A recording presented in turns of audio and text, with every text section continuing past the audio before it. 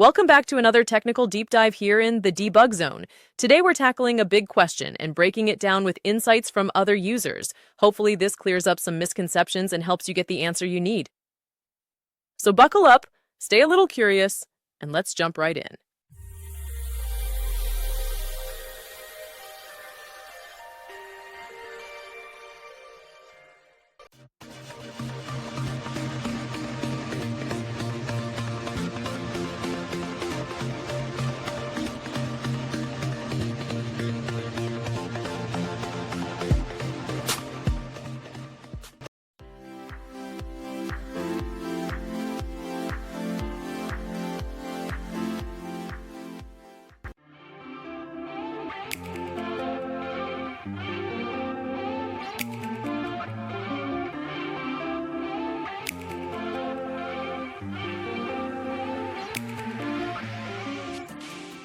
And that's a wrap. I hope you found the answer you were looking for. If you did, take a second to hit that subscribe button. It really helps out. And let me know in the comments which solution worked best for you.